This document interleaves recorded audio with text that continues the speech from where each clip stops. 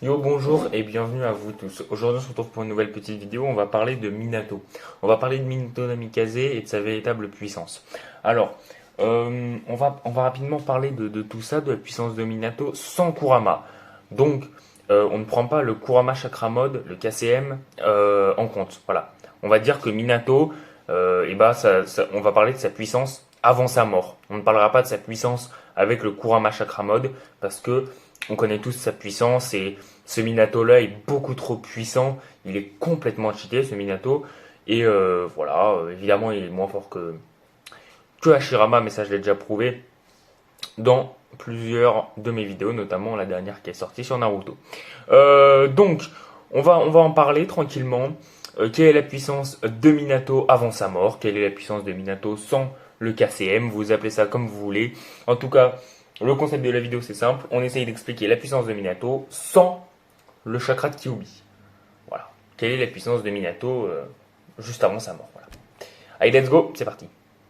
Bon, on a plusieurs informations. Une des informations qu'on déduit assez facilement, c'est que les plus gros atouts de Minato sont évidemment sa vitesse, que ça soit physique, c'est-à-dire qu'elle peut se téléporter avec n'importe quel kunai, enfin pas avec n'importe quel kunai, justement avec des kunai spéciaux, le Hirashin, et il possède également le Hirashin niveau 2 qu'on a vu face à Obito. Donc il a une vitesse complètement folle, il peut se déplacer à des vitesses affolantes, quasiment instantanées. Et évidemment, il a une vitesse de réflexion aussi assez folle. Minato est capable de réfléchir très très très vite. C'est un shinobi qui aime bien combattre avec sa tête, pas avec des coups de boule, mais plus avec la réflexion. C'est un shinobi qui adore réfléchir avec sa tête. On réfléchit rarement avec ses bras, mais ouais, il adore combattre en réfléchissant. Il combat avec sa tête et c'est un des shinobi les plus intelligents du monde de l'histoire de Naruto en fait. Donc voilà, la vitesse et l'intelligence font partie de ses plus grands atouts en tant que shinobi.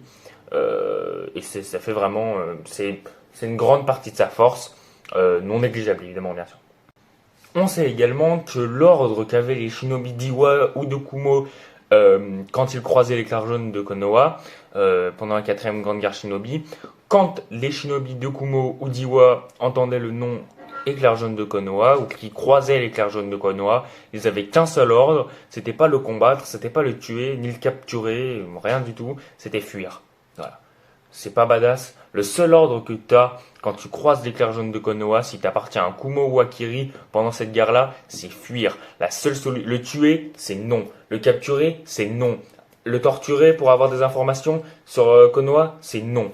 Vous fuyez. Moi, je trouve ça complètement génial. C'est-à-dire que les shinobi, quand même Onoki, à l'époque c'était Onoki, le gars, il a dit à tous ses shinobi, bon les gars, vous fuyez si vous le croisez en fait, vous dégagez. C'est Onoki quoi. Donc voilà. Donc c'est quand même assez fou. Euh, c'est quand même un gage de puissance assez exceptionnel parce que bah, voilà. C'est quand même Onoki le dirigeant quoi. C'est un mec normalement il fuit pas. Donc voilà. Onoki a quand même demandé à tous ses shinobi, si vous croisez l'éclair jaune de Konoha, vous fuyez, cassez-vous. On a également vu Minato combattre littéralement face à Obito à armes égales. Alors, à armes égales, bon, on va essayer d'en parler. Déjà, on a vu Minato clairement combattre face à Minato. On a vu Minato clairement combattre face à Obito.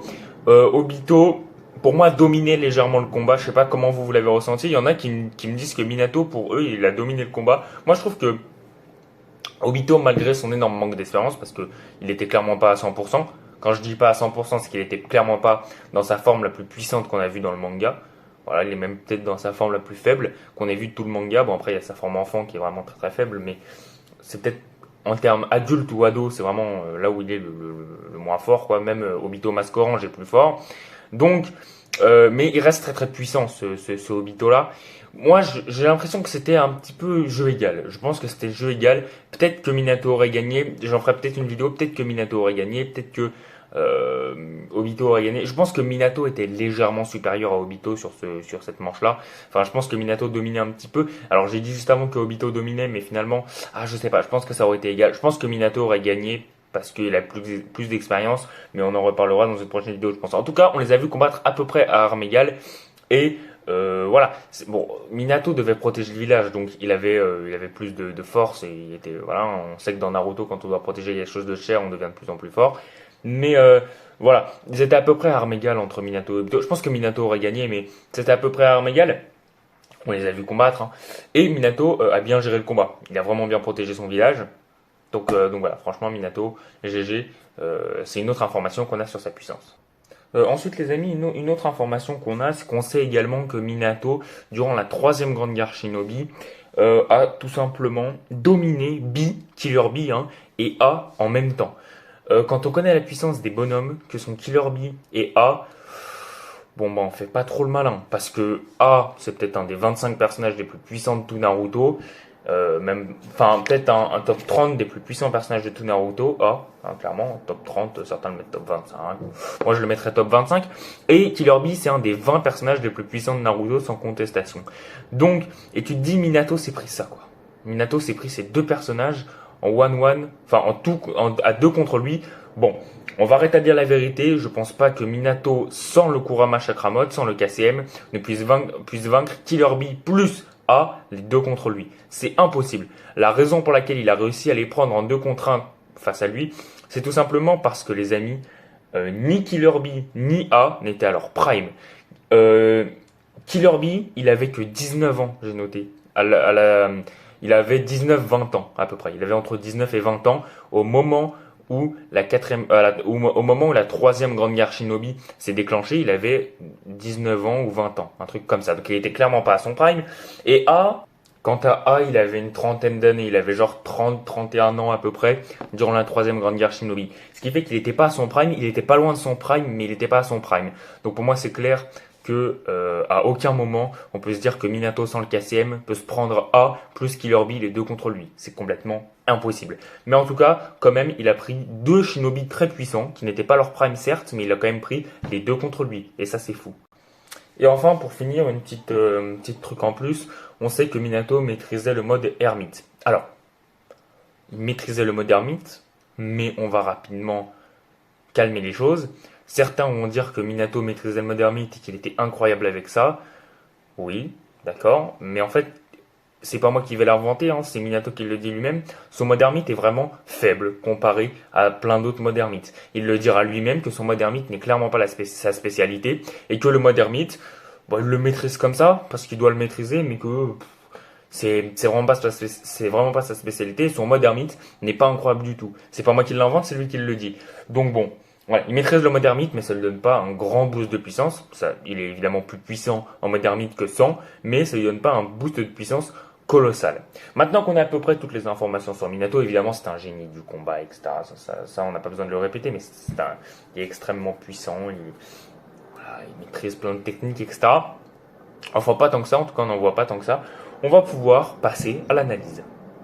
Alors après analyse, pour moi, Minato est... En gros, vu qu'il a le mode ermite, qu'il a pas mal de techniques, qu'il a une vitesse assez incroyable, qu'il a affronté A et B, certes encore une fois pas dans leur prime, mais qu'il a quand même affronté A et B en 1 contre 1, en 2 contre 1, pardon, en sachant que voilà, il a bien résisté à Obito, qu'il a le mode ermite, qu'il a affronté des ninjas surpuissants, qu'il est l'éclair jaune de Konoha, une légende, etc. En sachant tout ça et puis en connaissant sa vitesse et son intelligence, on peut se dire qu'il est peut-être plus puissant que Naruto en mode ermite. Et donc, par la même occasion, peut-être un petit peu plus puissant, d'une manière assez large, mais pas énormément non plus, plus puissant que Pain. J'évalue le niveau de Minato sans KCM à peu près au même niveau que A. Quand je dis A, je parle du 4e Raikage, pas du 3e évidemment, du 4e Raikage. Oui, je parle du 4e Raikage et pour moi, clairement, Minato a le même niveau que A sans le KCM. Voilà. Minato sans le KCM, sans le Kurama Chakra Mode, a la même puissance que A. Alors vous allez me dire, mais évidemment alors juste faire une petite précision et ensuite on va en reparler un peu. Quand je parle de Pain, je parle pas de Nagato, hein, parce que je viens de me rappeler, je voulais le dire. Je parle de Pain, les 6 corps de Pain. Je parle pas de Nagato. Nagato, il a pris Naruto en Kurama Chakra Mode niveau 1 et Killer Bee, il les a pris les deux contre lui, hein.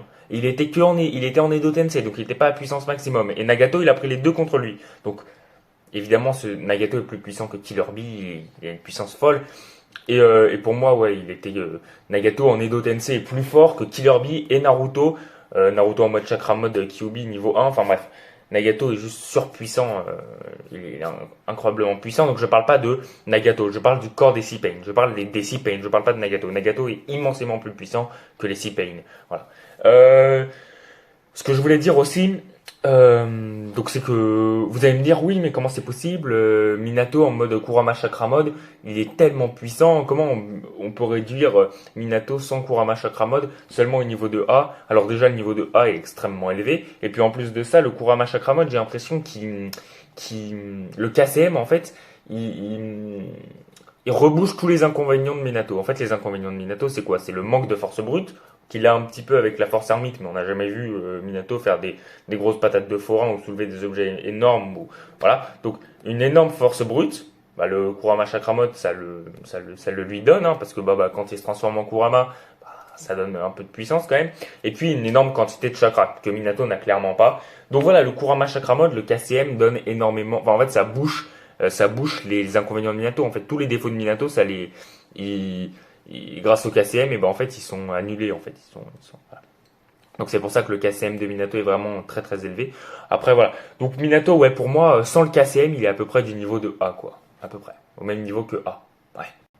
Donc voilà, pour en finir, je voulais juste vous dire que voilà, en conclusion, pour moi, Minato, sans le KCM, est à peu près de même force que A, peut-être un petit peu plus puissant que A.